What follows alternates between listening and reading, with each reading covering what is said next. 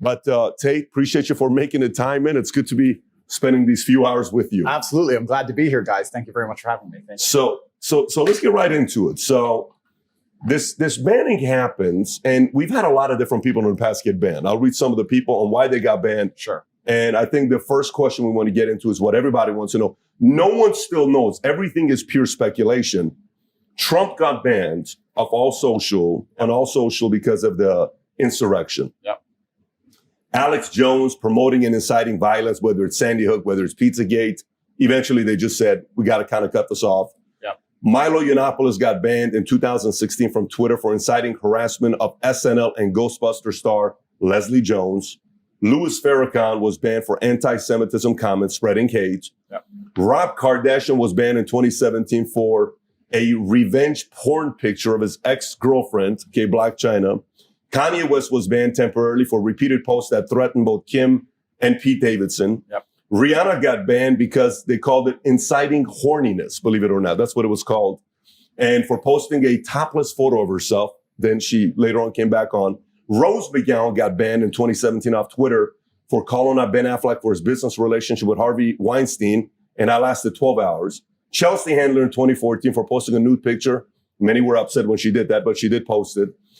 Marjorie Taylor Greene got banned in 2022 for repeated tweets in which she shared false and dangerous info about COVID-19. Oh, false and dangerous. That's what they called it. Sorry to interrupt, but yeah, that's very interesting. And then PewDiePie was banned from Twitter for making a joke about ISIS. Okay. So why did Andrew Tate get banned? They did not tell me. They did not send me an email, no correspondence. I certainly didn't break terms of service. I guess that's why they couldn't send me an email and explain why.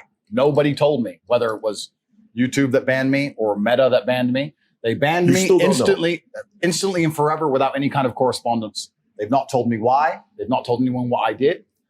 The media machine, in synchronization with the ban, we can call that coincidence if you want to believe in such things, came out with some kind of bullshit explanation that I'm misogynistic or some garbage. But the actual social media companies themselves provided no explanation at all, no correspondence at all. They just deleted me. That was it.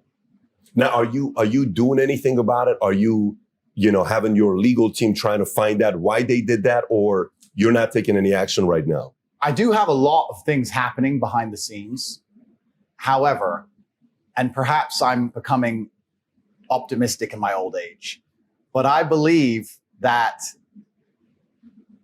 in due course, the social media companies will realize the mistake they made. I think that, and like I said, I don't have intimate knowledge of the workings of social media companies, but assuming they are semi-professional to any regard, and that is a big assumption, but let's assume they're professional. That means that when they ban somebody like me, especially the most Google search person on the planet, they must have teams which are analyzing in real time the response to said action, right? Mm-hmm. They should have people sitting there on the ground analyzing. Now, they attacked me with their media machine because first they shut you up so they can lie about you. So they shut me up. Then they did the massive media push to try and attempt to lie about me. But despite that, the majority of comments regarding me are still positive. The majority of people believe and understand that this ban is unfair. And if these companies have any degree of professionalism, they're analyzing this in real time and they're understanding that this makes us look very bad. People didn't believe the lie. People didn't believe what we attempted to smear this man with. Nobody is buying this narrative. And this is going to have a negative effect on us for a very, very long time. Because when you're in charge of the world, which they are, as soon as you're no longer seen as just and fair, you're seen as tyrannical. And once you're seen as tyrannical, then there's going to be some kind of mass movement against you. So if I was a social media executive, I would sit and I would analyze the data and I would say, listen, guys, we will have a monopoly. We want to retain our monopoly. Let's be smart here. Being known as tyrannical amongst the public consciousness across the entire planet is going to make it very difficult for us to hold our monopoly for a longer period of time, as opposed to being seen to be fair. Even if we're biased, we must be seen as fair. Sure. As soon as we're seen as tyrannical, right, that's when the revolution. Look at Ceausescu. As soon as you're a tyrant, that's when everyone hits the streets. Yep. So I think that if they have any kind of serious data monitoring and if they have any kind of serious business professionalism, they are now talking in dark rooms, understanding that this has played out very badly for them. And if they intend on keeping their monopoly into the future, that they need to change something. Maybe I'm being optimistic, but we will see. Who was the first one to take you off? Meta. Meta was first. So Meta. Facebook, Instagram. Facebook, Insta, bam. Okay. And then it was a domino effect. Yeah. So Meta took me down. So it's quite interesting, actually. I had a YouTube channel for a while. It was never so large. I had 738,000 subscribers. It took me a long time to build it up. I got a strike on YouTube, which prevented me from posting. It's got a strike, no big deal. The next day, Meta took me down, deleted my Facebook and my Instagram. The press came out at exactly the same time in sync, saying that I'm a misogynistic, dangerous person, that I'm harmful, that I am the reason that the world is not a perfect place, world hunger, you name it, all my fault. Attacked me across all of this. And I thought, okay, let me film a message that I can get out on my YouTube, my final message, which I don't know if you guys have seen. I ended up putting on freetopg.com. Let me film my final message explaining how this is unfair and unjust. We filmed it, we produced it, we got it all edited within 12 hours, head to toe ready to go, but we couldn't post it because of the YouTube strike. So we're waiting for the YouTube strike to expire. A few hours before the YouTube strike expires, guess what happens? They banned me from YouTube. Then they banned me from Discord. Then they banned me from Airbnb. They banned me from Stripe. I can't even remember. Airbnb? It was just emails coming in faster than you could believe. Banned. So it wasn't just the socials. Oh, no. The Matrix presses a button, my friend. Yeah. And every app on your phone stops working. Uber. You name it. Uber. Stop. You name it. Wait, you can't use Uber? Well, I can use Uber. You just start a new account, right? But yeah. Oh, sorry, Uber. Catch me. But your main account on Uber was taken. They take everything from you. Everything. Coordinated effort all at once. Coordinated effort all at once. Every single one of them just goes, no. Delete. And they come at you with everything. And Stripe. Banks. Payment processing. Oh, and banks. UK-based banks as well. High Street, banks. But I can name Santander, HSBC, Barclays, etc. all at the same time. Banks. Oh, no, sorry. To change, we've decided because blah, blah, some bullshit, some letter, close your accounts. So they take all your banking, they take your payment processing, they take all your social media presence, they take your Discord, they take your Skype, they take all your accounts, your ability to communicate with people, and then they lie about you in the press. And they leave you there. they leave you there to suffer. They attempt to harm you. Can understand the social component. All right, these guys are probably all working in unison. Yeah. But when you hear payment processors, banks, apps like Uber, how are you processing that? No, I mean, that's why he has to do something about it. Because, for me, there's plenty of great lawyers. Did you hear about what happened with Alex Brenneson lately? Alex Berenson? Alex. Berenson. Berenson. The writer? Alex Berenson, I think I heard he sued Twitter or something. He sued Twitter?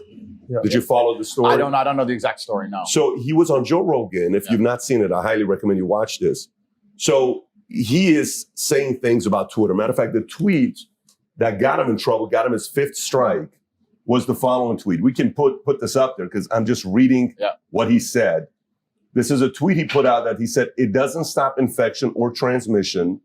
Don't think of it as a vaccine. Think of it as, at best, a therapeutic with a limited window of efficacy and terrible side effects profile that must be dosed in advance of illness. And we want to mandate it. Insanity. That's his tweet. So he gets banned. Makes a lot of sense to me. In December of last year, which was 6 months after when Biden said, anybody who allows debate of vaccine should be banned or shouldn't be allowed, meaning there shouldn't be any of that. So 6 months after that, he gets banned. In April, a judge in California is, believe it or not, a very big freedom of speech place because they allow protesting. A judge that was appointed by Bill Clinton comes in and says, I'm allowing this to go through because typically Section 230 that is in place in 1998 was to protect social media sites and many of these online sites that if you offend your ex-wife or if you offend your brother, it has nothing to do with Facebook. So they kind of protected themselves. But Alex was able to go all the way because of this court judge that was appointed by Clinton, not Obama or Trump, but by Clinton. He goes in. Eventually, he says, you get to have two people from Twitter to come to court to defend themselves. So he could have gone to Jack Dorsey. Long story short, they finally lifted it. He is on Twitter and he's posting heavily talking about the fact the reason why he got banned is because the government didn't want him on inciting what he was inciting. So the moral of the story is when you say something like that, for someone like you seem like you're a methodical guy. You're a chess guy. Your dad's a chess person, 5-time United Armed Force champion, 5 times, 6 times Indiana State. You were playing at 5 years old against 16-year-olds. You don't play chess without being strategic, thinking about your next few moves. Correct. So if you don't do anything and bring lawyers in, to the market, I've interviewed a lot of people who are in the mob. To the market, it sounds like they're right. Absolutely. But if you do and you defend yourself, you're not only doing it for yourself, but you're also doing it for others who maybe don't have your kind of resources to say, correct. Hey, this guy's willing to stand up. He kind of helped change the law for me. Correct. Because the one case, it was the Sikhs against Facebook. That's the case that helped them out. India years ago didn't like this Facebook group that had Sikhs. It was a Sikh Facebook page. So India told Facebook to take them off. Facebook took them off. Then Sikhs sued Facebook. That became the precedence. Nice. So somebody like you can potentially set a new one against Section 230. Absolutely. I certainly have legal options being explored. And I don't want to say too much on the podcast, but legal options are certainly being explored. We'll see how things progress across the next few weeks. But I have a very strong suspicion I will end up back on the media platforms, or they will offer them back to me. The question now at this point is if I even want them anymore, which is a unique question, because a lot of people still believe that you can only have a significant presence in the world with these social media platforms. That's the source of their power. I believe there's huge pressure behind the dam in regards to the fact that everybody understands that these places are tyrannical and that they control ideas and that they force narratives.